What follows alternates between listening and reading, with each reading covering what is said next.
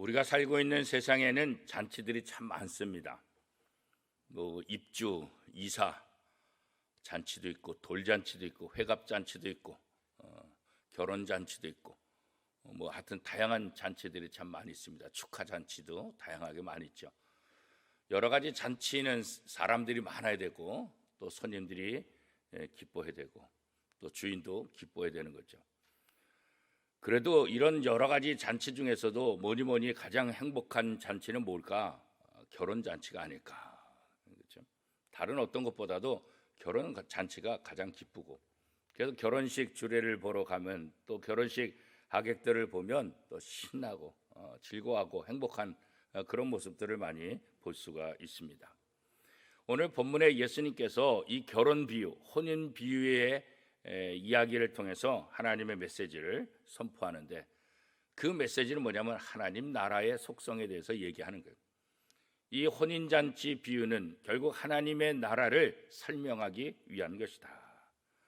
누구든지 하나님의 나라 갈 수 있지만 아무나 가는 것은 아니다. 누구나 잔치에 다 참석할 수 있지만 초대받아야 간다. 아무나 참석할 수 있는 것은 아니다. 그렇게 생각할 수 있죠. 제가 밴쿠버에서 잠깐 살 때 교우 중에서 결혼식이 있었어요. 그래서 저는 생각에 우리나라는 결혼식 있으면 아무나 다 가잖아요, 그죠? 나중에 알고 봤더니 아무나 가는 게 아니더라고요. 결혼식에 초대받은 사람만 참석할 수 있고, 결혼식에 참석하면 테이블에 그 초대받은 사람의 이름이 있어요, 이름이. 그러니까 그 초대받지 못한 사람은 참석할 수 없는 거예요. 그리고 간다 할지라도 자기 자리가 없어.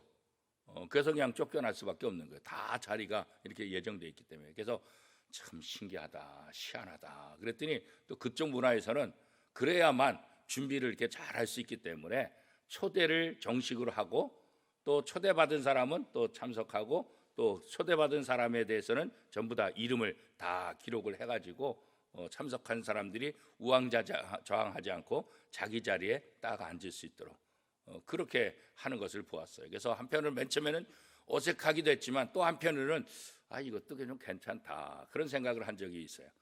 오늘 본문에 보면 어느 나라 왕이 아들의 결혼잔치를 준비하면서 사람들을 초청했다, 그렇게 말하고 있어요. 아무나 초청했겠어요? 그렇지 않겠죠.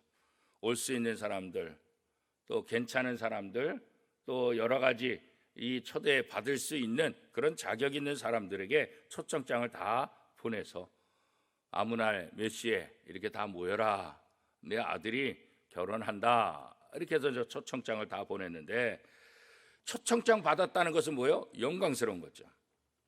누구는 초청장 받고 누구는 초청장 받지 않으면, 초청장 받지 않은 사람은 나는 뭐야 이러고, 초청장 받은 사람은 어때요? 나는 왕의 결혼식에 초청장을 받은 사람이야.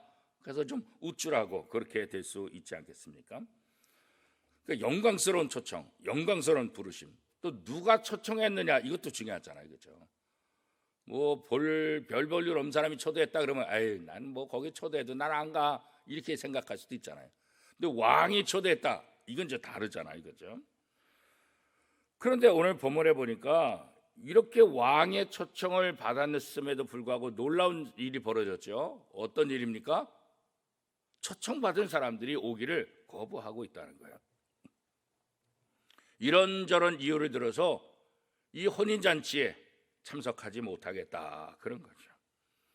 그리고 그 초청장을 가져다 준 그 종들을 잡아서 능욕하고 죽이기까지 했다, 이렇게 말하고 있어요. 그 소리를 듣고 임금이 화가 머리끝까지 났죠. 야, 이놈들아, 감히 너희가 내 초청을 거부해? 안 온다고? 그래서 화가 머리끝까지 나고, 감히 내 종들을 갖다 때리고 능욕하고 죽이기까지 해? 여봐라, 군대를 동원해라. 그래가지고 오늘 본문에 보니까 군대를 동원했어. 그래가지고 그 살인자들, 그 못된 사람들을 다 진멸하고 그 동네를 다 불살랐다. 오늘 본문에 그런 이야기를 기록하고 있어요. 이 이야기는 누구의 이야기냐? 바로 하나님 나라 이야기다. 이 세상의 왕의 왕, 온 우주를 창조하신 하나님, 그 하나님이 하나님의 나라에 사람들을 초청했는데 그 초청을 거부하는, 초청은 얼마나 호의예요. 얼마나 영광스러운 호의고 얼마나 은혜로운 호의예요. 아무나 천국 들어갈 수 있지 않는데 그 천국에 오라고 초청장을 보냈다는 거예요. 그런데 그 왕의 호의를 거부하고 그 초청장을 보내는 수많은 사람들을 능욕하고 죽이기까지. 그 초청장을 전한 사람은 누구겠어요? 수많은 하나님의 일꾼들, 선지자들. 우리가 지난번에 얘기한 대로 한 사람이 포도밭을 세주고 갔다가 이제 포도 소출이 다 수확기가 돼서 이제 너희들 포도 농사했으니까 세례라. 그래서 종들을 보냈더니 종들을 막 때리고 능욕하고, 그래서 아들을 보내면 괜찮겠지 해서 아들을 보냈더니 아이고 잘됐다. 차라리 이 아들을 죽이면 우리가 세 안 내도 되겠다. 그래서 아들을 죽였다 그랬어요. 오늘 이 혼인잔치 비유도 비슷한 거예요. 수많은 하나님의 종들 선자를 통해서 하나님 나라 초청장을 보내서 말하는데 그냥 거부하는 정도가 아니라 죽이고, 하나님의 아들 예수 그리스도를 이 땅에 보내셨지만 그 초청장을 거부하는 것뿐만 아니라 예수 그리스도를 십자가에 못 박아 죽이는 그런 어리석은 일들을 하게 되는 거죠. 이 임금은 이런 일을 하면서 이 잔치를 포기해야 되는가? 잔치 포기하지 않는 거죠. 그렇죠? 요즘 코로나19 때문에 뭐 여러 가지 잔치들이 자꾸 연기되잖아요. 또 제 상황 속에서는 뭐 돌잔치 하는 게 이게 이제 거리가 지금 있으니까 전혀 돌잔치 신경도 안 써봤는데 뉴스에 보니까 이 코로나19 때문에 돌잔치를 계속 못했다 그러더라고요. 그래서 이번 거리두기 이거 개편되면서 이제 돌잔치도 99명까지 모일 수 있다. 그동안은 돌잔치 얼마나 신나고 얼마나 기쁜 날인데, 그런데 이게 사회적 거리 이거 코로나19 때문에 모이지 못한 거죠. 결혼식들도 얼마나 연기됐어요 처음에. 그러나 지금 어떻게 해요? 거의 연기 안 해. 이거 포기할 수 있는 게 아니잖아요. 그죠? 아유 코로나19 때문에 안 해. 이럴 수 없잖아요. 연기해서 하더라도, 아니면 요즘은 연기 안 하고 그냥 상황이 어떠하든지 그냥 하는 거죠. 그죠? 오늘 본문에 나오는 임금도 원래 초청한 사람들이 거부하고 오지 않으니까 아이 오늘 관둬, 이 잔치 끝내자 이렇게 한 것이 아니라 이 잔치를 포기하지 않는 거예요. 끝까지 이 잔치를 버리겠다 그렇게 얘기하는 거죠. 그리고 다시 새로운 사람들을 부르기 시작하는 거예요. 길거리에 있는 사람들을 초청했다. 원래 정식으로 초대받지 못했던 사람들인데 이제 그들에게도 임금의 주권으로 잔치에, 혼인잔치에 참여할 수 있는 그런 권한을 주었다. 오늘 본문에 종들이 나가서 내거리에 가서 사람들을 만나서 초청하는데 거기에 보니까 악한 사람도 있더라, 선한 사람들이 있더라, 그렇게 본문 설명하고 있잖아요. 결국 이스라엘이 하나님의 나라, 하나님의 잔치의 초청을 거부하니까 이제는 뭐예요? 이방인에게까지 가는 거죠. 하나님의 선택받던 이스라엘 백성들, 그들이 초청을 거부한다고 해서 하나님은 하나님의 이 나라를 포기할 것이냐? 그렇지 않다는 거예요. 예수님께서도 유대인들에게 복음을 전할 때 여러 가지 어려움이 생기니까 두로와 시돈으로 옮겨서 이방인에게 복음을 전하셨다. 복음은 멈출 수 없다. 하나님의 나라, 이 혼인잔치도 멈출 수 있는 것이 아니다. 하나님의 나라는 하나님의 주권적으로 은혜로 부름받은 것.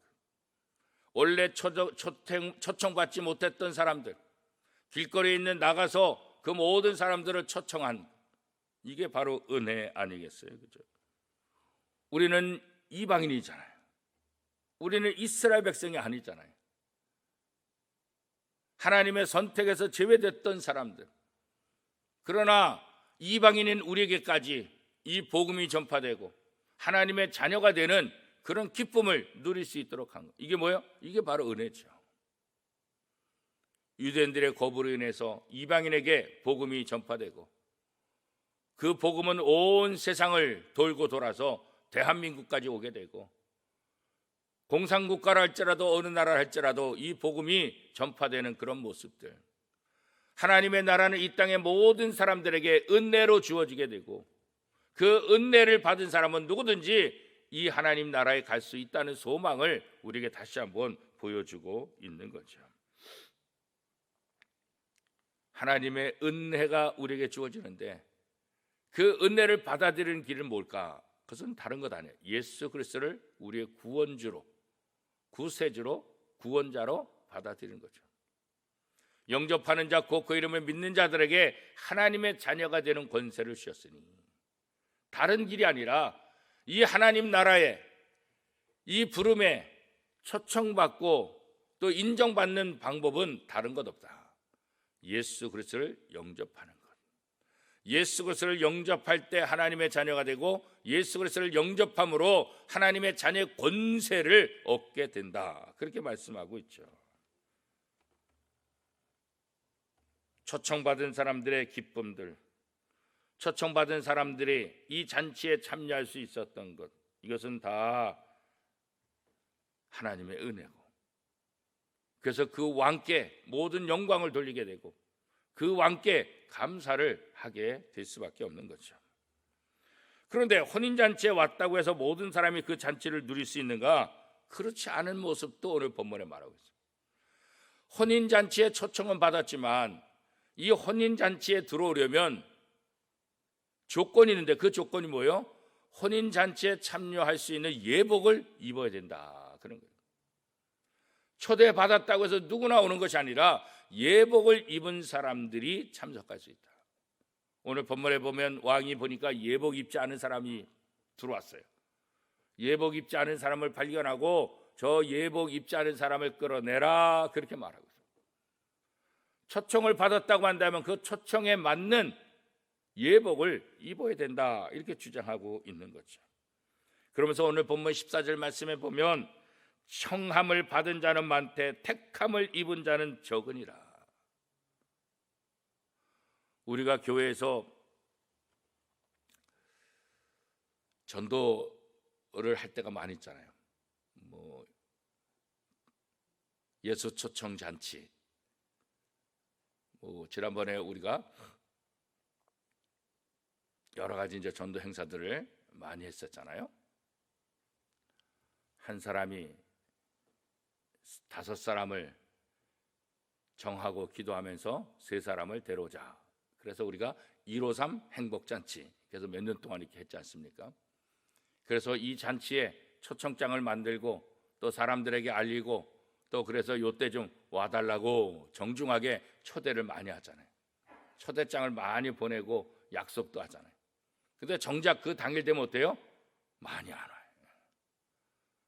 초대는 많이 했는데, 또 온다고 한 사람도 많은데 정작 당일에 와서 보면 많이 오지 않아요. 초청함을 받은 사람은 많지만 택함을 받은 사람은 적다. 누구든지 주의 이름을 부른 자는 구원 얻으리라. 하나님의 나라는, 하나님은 차별하지 않으셨어요. 그죠? 세상 사람들은 차별을 해요. 자기 수준에 맞는 사람, 자기와 가까운 사람, 자기하고 어울려서 자기한테 도움이 될 만한 사람, 선별을 하죠. 선별을. 그러니까 차별이죠. 차별. 그런데 하나님의 나라는 차별하지 않아요. 누구든지 주의 이름을 부른 자는 구원 얻으리라. 그래서 이게 복음인 거예요. 누구든지 초대해요. 누구든지 이 복음을 들을 수 있도록 열어놨어요. 그러나 아무나 들어오진 않아요.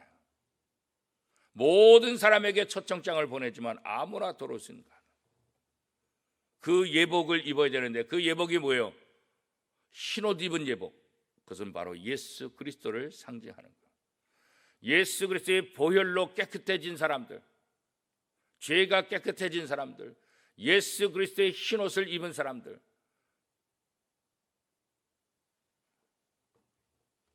아무리 더러워도 흰옷을 이렇게 감싸면은 속에 더러운 것들이 안 보이잖아요. 바깥에 깨끗한 것만 보이잖아요.